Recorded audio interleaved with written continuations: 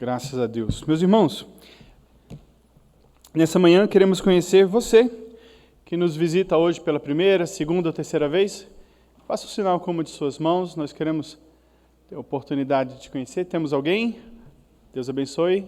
Nós temos uma irmã ali atrás, nós temos um casal aqui à nossa direita.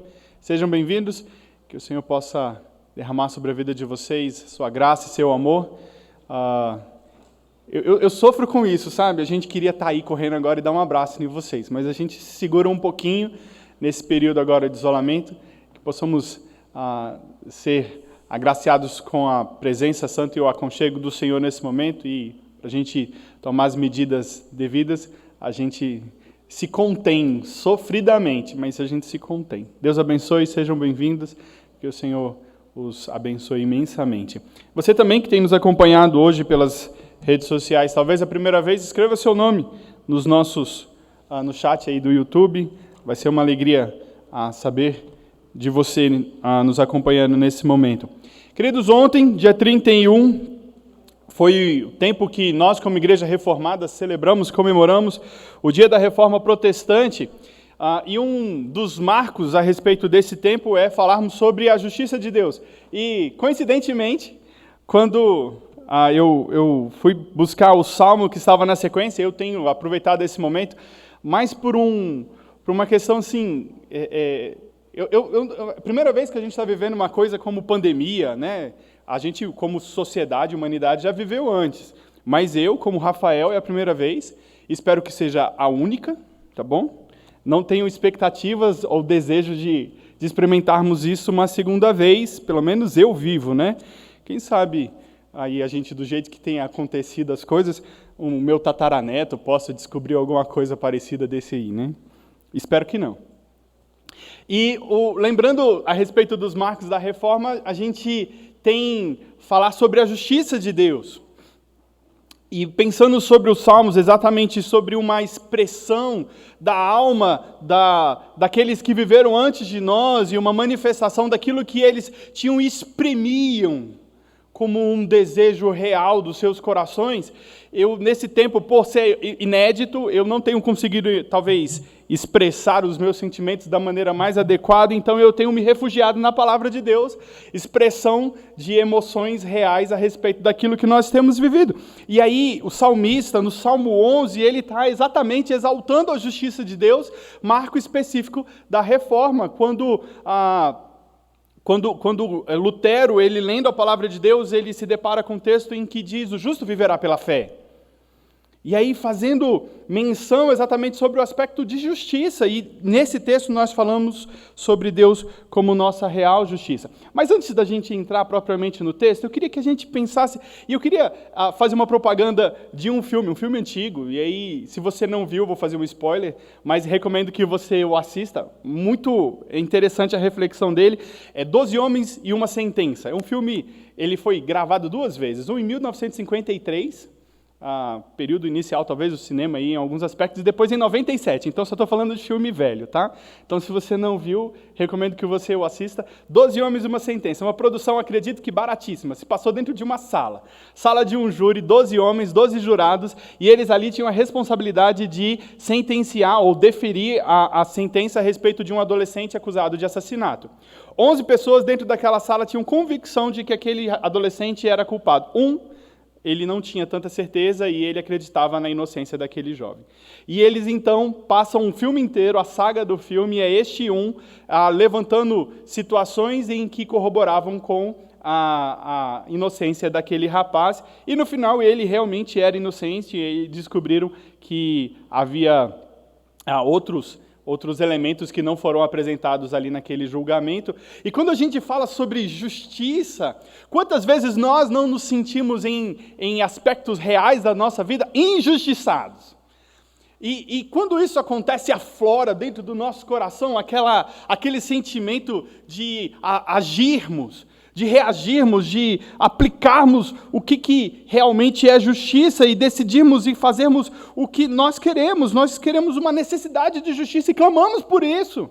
Quantas vezes nós não nos deparamos com notícias, com afirmações que o nosso coração, ele se indigna. Nós ficamos assim, como que isso pode acontecer? E para a gente pensar, o que é justiça? Eu busquei uma definição e um homem chamado Greg Ellison, ele faz uma definição a respeito de justiça dizendo o seguinte, que é dar às pessoas o que lhe é devido, em especial no que diz respeito à administração de uma lei. Então, se você está cumprindo a lei, você recebe os benefícios da lei. Se você está descumprindo a lei, você recebe a sentença ou o castigo proferido a respeito daquela lei.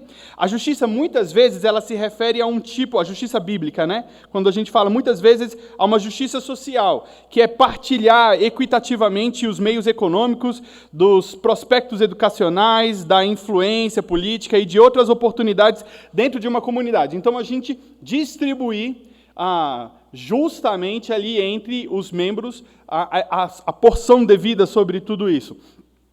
E nós, olhando para esse aspecto de justiça, buscamos exatamente entender como que a gente pode experimentar, viver essa realidade. E pensar sobre justiça é sabermos exatamente o que é a proposta de hoje, que Deus é justo e por isso Ele ama a justiça. Quando a gente fala sobre justiça e a justiça em Deus, nós estamos falando sobre um atributo de Deus. Quando falamos de atributos de Deus, nós estamos falando sobre algo que é de Deus, que é dele. E esse é um dos atributos morais de Deus, um dos atributos comunicáveis, e quando a gente fala sobre isso, estamos falando sobre aquilo que nós podemos experimentar e é próprio de Deus e que nós também, como seres humanos, podemos ter. Para fazer uma distinção clara sobre atributos comunicáveis e não, a onipotência de Deus é um atributo incomunicável. Eu e você não somos onipotentes ou oniscientes, nós não sabemos de tudo, mas nós podemos experimentar e viver justiça. Porque é um atributo comunicável de Deus e esse Ele transfere, ou Ele comunica, ou Ele nos dá a oportunidade de vivê-lo também. Nós temos oportunidade de experimentar e viver justiça. Então, falar sobre um Deus justo e falar sobre um Deus que ama a justiça é falar sobre um atributo, sobre uma característica do próprio Deus. E quando voltamos e nos apontamos para o nosso passado, 503 anos atrás, quando Martim Lutero prega exatamente 95 teses para poder trazer a evidência daquilo que estava sendo feito ou vivido de maneira divergente da palavra de Deus, ele está falando o seguinte: nós precisamos voltar para a justiça de Deus, para aquilo que a palavra de Deus é real para as nossas vidas e vivermos isso. Estamos em conformidade com os ensinos e princípios da palavra de Deus. Então, quando a gente olha para isso, é importante sabermos a respeito de um Deus justo. Deus julga. Deus não julga conforme nós julgamos. Ele não avalia as coisas conforme nós julgamos. E, para mim, um dos textos mais significativos sobre isso é quando Samuel ele está a escolher o futuro rei de Israel, após Deus ter entristecido de Saul, e ali ele está na casa de Jessé. E Jessé vai trazendo um filho depois do outro, né? Um filho depois do outro, um filho depois do outro, e Samuel, agora sim, é esse. Agora sim, é esse. Nossa, esse é bonitão, forte, né? Ele vai ser um ótimo guerreiro de Israel. E ele vai trazendo um depois do outro.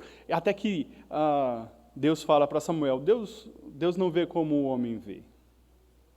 O homem vê o exterior, mas Deus vê o coração. E o menos provável, o interessante desse texto é que o menos provável, porque Samuel pergunta para Jessé assim, Deus me disse que seria um dos seus filhos, né? Acabaram os seus filhos? Porque todos eu estou vendo aqui. Ele falou assim, tem mais um. Parece que até o pai tinha entendido que era improvável que o seu caçula, Davi, fosse o rei de Israel. Tá?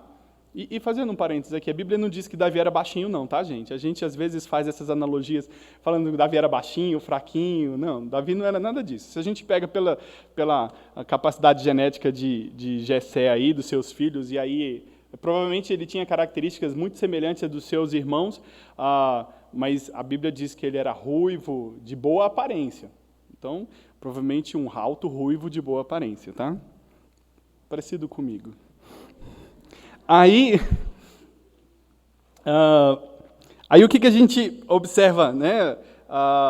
Quando a gente está lembrando desse momento, um texto que marcou a história, E aí a gente lembra de Romanos, capítulo 1, versículos 17 e 18, quando Lutero lê e ele diz assim: porque a justiça de Deus revela no Evangelho, de fé em fé, como está escrito, o justo viverá pela fé. A ira de Deus se revela do céu contra toda impiedade e injustiça dos seres humanos que, por meio da sua injustiça, suprimem a verdade.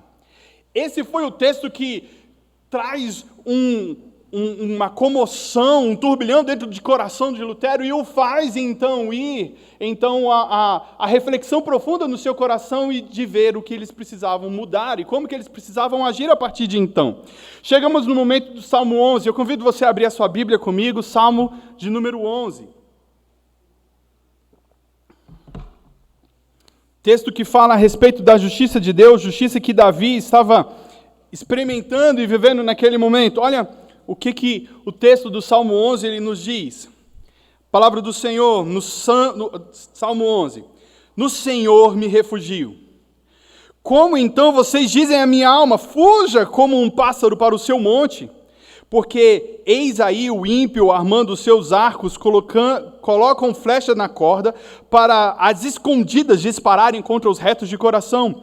Ora, se forem destruídos os fundamentos, que poderá fazer o justo? O Senhor está no seu santo templo. No céu, o Senhor tem o seu trono, e os seus olhos estão atentos, as suas pálpebras sondam os filhos dos homens. O Senhor põe à prova o justo e o ímpio, mas ele abomina o que ama a violência. Fará chover sobre os perversos brasa de fogo e enxofre, e o vento abrasador será parte do cálice deles. Por ser justo, o Senhor ama a justiça, os retos lhe contemplarão a face. Glória a Deus. Olha o último texto, versículo. Por ser justo, o Senhor ama a justiça e os retos lhe contemplarão a face. Esse salmo ele está dividido em duas partes, versículo 1 ao 3 e depois do 4 ao 7. Nessa primeira parte, Davi ele está apresentando exatamente a sua condição de necessitado e como que ele, o porquê da sua necessidade. Ele começa a mostrar ali um momento de perseguição. E eu já falei aqui, nesses primeiros momentos de Salmos, que Davi, ele era um homem que viveu bastantes tribulações. Eu não gostaria de estar no lugar de Davi, não, de verdade. Ele foi perseguido por um rei que queria a sua cabeça. Ele foi tentado de diversas formas, caiu em tentação em vários momentos da sua vida. No final da sua jornada, o seu filho se insurge contra ele e faz um golpe de Estado, e esse provavelmente é o momento da vida de Davi, quando Absalão estava insurgindo-se contra ele, e aí tinha os aliados de Absalão, ele foi declarado rei de Israel no lugar de Davi. Davi agora tem que fugir. Então, esse aqui provavelmente a gente não tem uma certeza, mas eu gosto de pensar que seria um momento como esse, ou um outro parecido com o que Davi estava vivendo, que precisava fugir para preservar, no caso, a sua vida. E ele começa a afirmação da necessidade aqui, especificamente, trazendo uma convicção, meus irmãos, fantástica, singular, única, e essa talvez seja a principal mensagem que a gente precisa entender aqui. Deus é o nosso refúgio. Ele interrompe ali exatamente essa afirmação e começa depois então dizendo: por que vocês, meus amigos, era como se tivesse um conselho ali de pessoas ao seu redor, e dizendo para ele, me dizem para que eu fuja para o meu monte, falando de algo que ele já havia experimentado e vivido. E a ideia do meu monte aqui é porque no primeiro momento de perseguição dele de Saul contra Davi, ele precisou se refugiar em cavernas, precisou ir para um abrigo e ali para preservar a sua vida. Então, ele chama os amigos e fala o seguinte: volta, você já viveu isso uma vez, vai ter oportunidade de fazer de novo e vai dar tudo certo. Você já se livrou da morte uma vez fazendo isso, então faz de novo. Eu acredito que parecido com Davi, se a gente tivesse experimentado alguma coisa, a gente ia repetir da mesma maneira se a gente tivesse momentos semelhantes ali vivendo. Então ele vai, os amigos falam para ele se refugiar de novo na mesma caverna, para que ele possa ir de lá e se preservar. Mas Davi, então, ele mostra qual grave era isso. E eu entendo a gravidade disso, se a gente entende que seria a perseguição de Absalão. Um filho conhece bem o coração do seu pai, conhece as suas práticas, as suas condutas, sabe quais são as suas estratégias, certo? Então, alguém que tem muita proximidade com você diria o seguinte, tá, o que eu vou fazer? Ele conhece tudo. Qual estratégia eu posso criar de diferente aqui? Porque é exatamente o momento quando ele fala, os ímpios armam os seus arcos, colocam a flecha na corda e a surdina no escuro, como se estivesse preparando uma armadilha, lançam a flecha para poder prender o pássaro, para destruí-lo, para acertar os retos de coração. E é exatamente quando Davi fala, ora, se foram destruídos os fundamentos, o que o justo poderá fazer? Eu não tenho um outro lugar para me refugiar, senão em Deus. Se aquilo que é tão caro, tão essencial, tão importante foi quebrado, o que a gente pode fazer? E é nesse momento que a gente se rende. É nesse momento que a gente fala, Senhor, em Ti me refugio. Eu me rendo, eu me entrego. Quantas vezes eu e você tentamos com as nossas forças, com a nossa capacidade? Porque sei que todos nós somos capazes de muita coisa. Muita coisa. Mas se não formos refugiados em Deus, recolhidos e abrigados nele, confiantes e certos de que no Senhor é que vem a salvação. A gente vai tentar com tantas forças, com tanto empenho, e seria talvez como remar contra a maré. A gente vai e não sai do lugar, fica parado, estático. Segunda parte do texto, ele fala sobre esperança, sobre segurança, perseverança, sobre saber que Deus ele é o nosso refúgio. Aí então Davi agora exalta um Deus todo-poderoso, aonde ele está refugiado, aonde ele está firme e seguro. Ele fala, o Senhor está vendo tudo. O texto está dizendo isso, Deus está vendo tudo. Nada passa escondido e oculto aos olhos de Deus. E não somente isso, mas Ele sonda o coração e Ele prova o coração. A ideia de sondar e provar aqui é enxergar o íntimo. É enxergar o íntimo do nosso ser, do nosso coração. E ele diz que ao provar o ímpio, e a ideia da prova aqui é a prova do metal no fogo. É avaliar se aquele metal tem qualidade. E se ele não tem qualidade, ele não serve. Aí ele precisa ser, mais uma vez, passar pela forja, ser derretido, ser purificado. E ele, quando faz, ele então o faz para que nesse momento de fogo, ele prove o coração do ímpio, revele então as impurezas dele. E exponha ele dessa forma. Olha, ele olha e sonda o coração. Eu fico assim, maravilhado sobre esse aspecto singular de Deus. Por conhecer o íntimo dos nossos corações, ele investiga, perscruta o nosso coração. Ele sabe o íntimo de quem nós somos. Nada passa oculto aos olhos de Deus. Nada. Sabe o que isso traz para mim? Meu irmão, não tem um pecado que você possa ter cometido, não tem um pensamento que você possa ter feito que é oculto aos olhos do Senhor, a Deus. E mesmo assim Ele te ama, Ele me ama. Ele se preocupa comigo ao ponto de aplicar a sua justiça. Você percebe como que isso é singular? Porque eu fico imaginando, se aqui a gente colocasse nos projetores, né? Põe o meu nome lá, Rafael Bittencourt Silva. E agora a gente vai expor o pensamento e coração do Rafael. Sabe, eu ficaria primeiro com muita vergonha, eu acredito que vocês ficariam assustados, e a gente teria alguns problemas de puxa vida, né? É isso tudo mesmo? A gente se espanta com o nosso coração. E se você tivesse a caneta da sentença de dizer o seguinte, justo ou injusto? Provavelmente nós nos sentenciaríamos como injusto. Ou talvez, se aplicássemos a nossa justiça aos outros, diríamos para todos os demais, injustos, com certeza. Mas, meus irmãos, sabendo que nós somos pecadores, falhos, miseráveis, carentes e necessitados da graça de Deus, Ele me ama. Ele me ama, Ele aplica a sua justiça na minha vida. Ele não está alheio, ele se importa e ele vê aquilo que está acontecendo conosco. É isso que Davi está dizendo aqui. Ele põe à prova o ímpio e sentencia. Quando ele fala sobre fazer chover fogo e enxofre sobre esses que se levantavam contra os justos, e essa é uma menção no Antigo Testamento e sobre o que aconteceu com Sodoma e Gomorra. A mesma sentença, o mesmo juízo, a mesma aplicação de pena que aconteceu contra aquela cidade, e eles utilizam isso várias e várias vezes. Quando nós vemos Jesus falar sobre os discípulos que iam de 2 em 2 e pregar o Evangelho, ele fala o seguinte: se vocês não forem recebidos bem naquela cidade, tirem a poeira dos pés, nem isso vocês levem de lá, e eu vou dizer que haverá menos rigor para Sodoma e Gomorra porque para aquela cidade.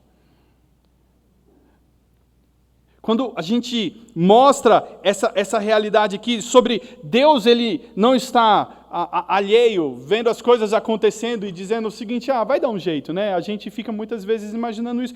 Por isso que Davi tinha convicção onde ele podia se refugiar. Porque ele conhecia quem era o Deus que ele estava vivendo e servindo.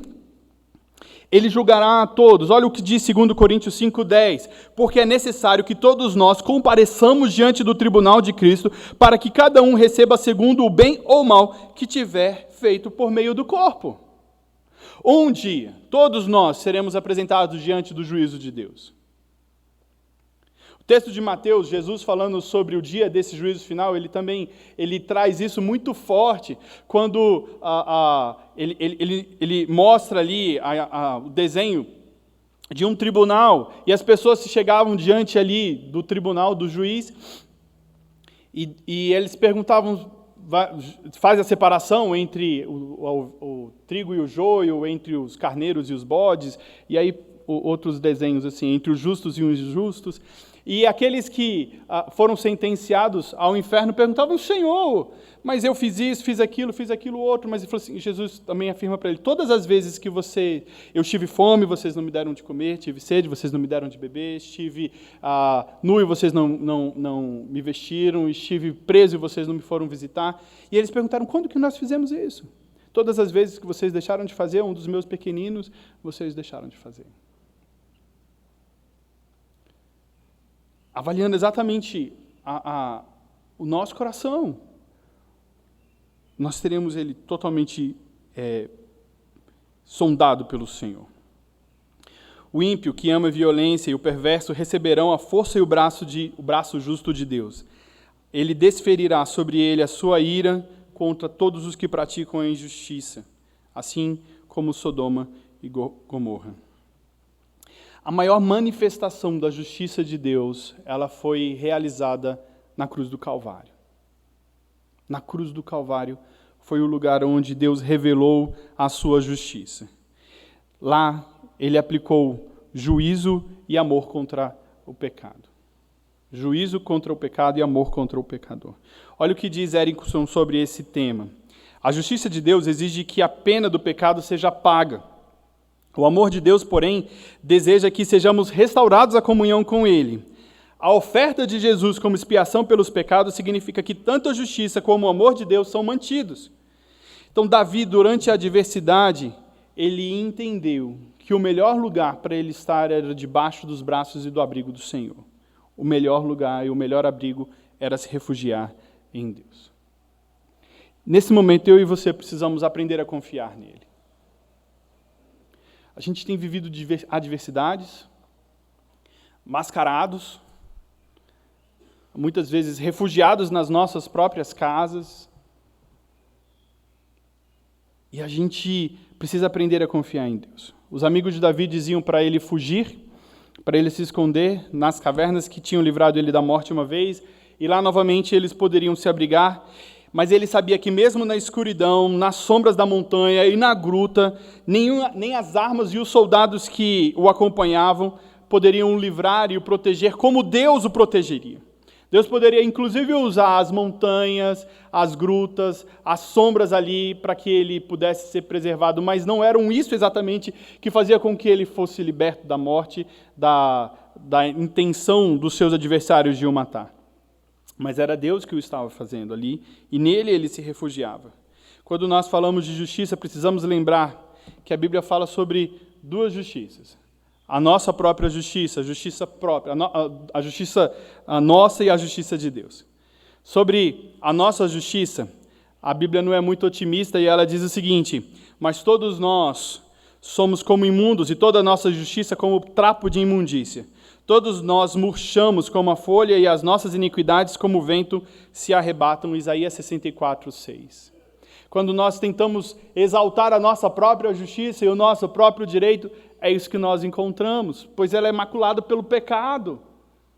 Ela não é perfeita e plena, e nós precisamos entender que a justiça de Deus, é na justiça de Deus que nós podemos então encontrar o verdadeiro abrigo, e ela é revelada no Evangelho, e ela é linda, ela é maravilhosa, como nós vimos ela sendo aplicada na cruz do Calvário. Cristo trabalhou por essa justiça por meio da sua obediência perfeita à lei de Deus. Jesus obedeceu à vontade do Pai perfeitamente até o ponto, a morte de cruz. A justiça de Jesus é o que realmente precisamos para sermos aceitos diante de Deus. Romanos 5,19 nos diz, pois por meio da obediência de um só, muitos se tornarão justos. Se eu e você subíssemos ao Calvário, e ali na cruz, entregássemos a nossa vida, seria aplicado apenas justiça, pois o salário do pecado é a morte. E terminaria ali. Nossa história, então, você pecou, você é alvo do pecado e da justiça, da sentença do pecado, morte. Mas na justiça de Deus, Ele paga o preço, Ele expia os nossos pecados, Ele sofre a minha morte, para que assim então nós pudéssemos ser feitos justiça de Deus. Como nós podemos ver e encontrar em 2 Coríntios 5:21, aquele que não conheceu o pecado, Deus o fez pecado por nós, para que nele nós fôssemos feitos justiça de Deus. Que nesse momento eu e você possamos nos refugiar em Deus, fazer do Senhor o nosso verdadeiro abrigo. Isso funciona com confiança e fé. Sabemos que, em diferentes momentos, esse não é o fim. Nem mesmo a morte é o fim. Aqueles que confiam em Deus, hoje a nossa morte física não é o fim. Porque nós podemos nos refugiar nele, confiar em Deus. E para que a gente possa ter certeza disso, a palavra do Senhor vem nos trazer à memória tudo aquilo que o Senhor já realizou na história. E como que isso marca a nossa fé. E como isso pode corroborar com ela. Para que mais uma vez, nos momentos de adversidade, de vacilo do nosso coração, a gente volte para o Senhor. E nessas tormentas da nossa vida, nós possamos nos refugiar em Deus. Pois Ele é o Deus justo, que ama a justiça e está atento a todas as coisas. Que o Senhor nos abençoe, em nome de Jesus. Feche seus olhos. Eu quero orar com você nesse instante. Pai Santo, Deus amado e querido, o Senhor que ama a justiça, que conhece o som dos nossos corações. A Ti, Pai, nós clamamos por refúgio, clamamos por consolo, clamamos por proteção. Deus, sabemos que Tu és o Deus justo, que não é pela nossa justiça, pelos nossos méritos, pelos nossos atos, que nada pode ser realizado e transformar o Teu coração, mas é pela justiça de Cristo Jesus, pelo amor de Cristo Jesus, a justiça de Deus, que imputa a nós, que coloca nos nossos corações, Deus, aquilo que foi conquistado com sangue e dor na cruz do Calvário sobre as nossas vidas. Sabemos que Tu és o Deus que tem cuidado da gente. Mesmo que a gente não entenda agora, mesmo que não compreendamos tudo que está acontecendo, uma coisa a gente tem certeza: o Senhor tem cuidado de nós. Deus, e queremos, Deus, nos quedar aos Seus pés, nos descansarmos no Senhor, confiarmos em Ti, sabermos que Tu és o provedor, aquele que tem nos dado tudo o que precisamos, mesmo as lutas, para que nossa fé possa ser aperfeiçoada. Senhor, ser com a Tua igreja, nós clamamos, em nome de Jesus.